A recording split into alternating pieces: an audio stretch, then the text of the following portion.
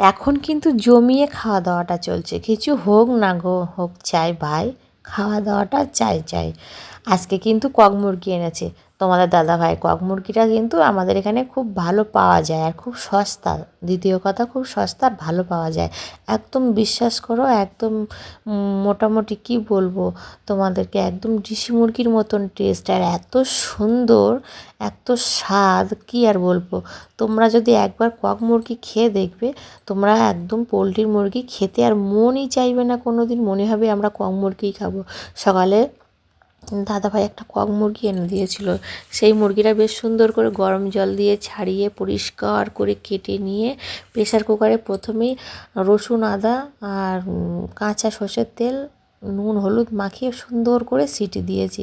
Minimum 10খানা city দিয়েছি। কেন বলো তো, মাংসটা কিন্তু খুব টাইট আর খুব কিন্তু শক্ত। এদিকে দেখো ডিমটা, মাংসটা কাটার পরে মুরগিটা কত বড় ডিম বেরিয়েছে দেখো।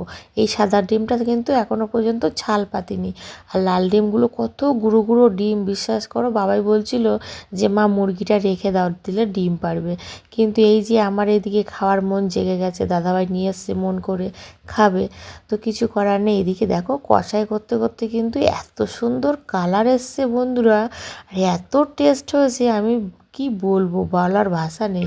এদিকে আমি কিন্তু কষাই হয়ে গেছে, আলুটা দিয়ে হালকা করে জল দিয়েছি। মাংসে না বেশি জল দিয়ে যদি তুমি মাংসটা ফোটাতে থাকো একভাবে না, মাংসের কিন্তু স্বাদটা নষ্ট হয়ে যায়, টেস্টটা নষ্ট হয়ে যায়। সে যে কোনো সবজিই বলো, মানে বেশি ফোটালে টেস্টটা অন্যরকম হয়ে যায়। আমার কিন্তু পুরোপুরি গরম মশলা দিয়ে নামিয়ে নিয়েছি তরকারিটা। আর আজকে খেতে যে এত মজা লেগেছে ভাই রে ভাই, কি বলবো। আমি তো দ্বিতীয় দিন নেক্সট আরও দুটো নেব আসলে। দাদাভাই বলছে তুমি যদি দুটো নিতে না খুব ভালো হতো। সত্যিই খুব ভালো টেস্ট হয়েছে।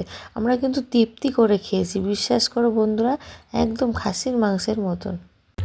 দেশি মুরগির তরকারি হেভি টেস্টি হয়েছে। আর অনেক ডিম হয়েছে, ডিমগুলো দিয়ে দিয়েছি। এবার ভাত খেতে বসে ভাত বাড়বে এক এক করে সবার জন্য।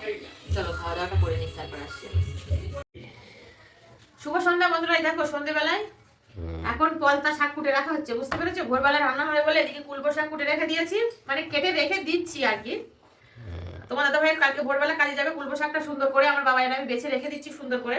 আর পলতা শাকটা এখন কেটে রেখে দেবো, কারণ ভোরে উঠে রান্না করতে হবে, তার জন্য পলতা দিয়ে আলু দিয়ে পেঁয়াজ দিয়ে ভালোভাবে চচ্চড়ি করতে হবে। আর কাটা কলমি শাকটা সেদ্ধ করি কি রান্না করি, এই দুটো শাক তরকারি করবো আপাতত। তারপর আবার দেখা যাক কি রান্না করা যায়, বুঝতে পেরেছো? মাথা ওই যে তুমি তোমার কাজ করো না, আমি এরকম মাথা করতে। তুমি সবসময় ভিডিওর মধ্যে এত বাধা দাও, তোমার আর কি বলবো। ওর মতন আছে, তোমার তাহলে সমস্যা কোথায়? এর মাথাটা তুলে দিচ্ছি, মাথা তো কর। ওই দেখ ভিডিও করবে না মনে হয়? হ্যাঁ ভিডিও করবে না? ওরকম ভাবে থাকলেই তো ভালো, তাই না? আমি তোমার নিয়ে পাগল হয়ে যাবো, বুঝতে পেরেছো? শুনে দেখে দাও, আমি একটা কথা বলছি, সেই কথার মধ্যে তুমি হয়ে যাই মাথা উঁচু কর, মাথা উঁচু কর, হ্যাঁ মাথা উঁচু কর।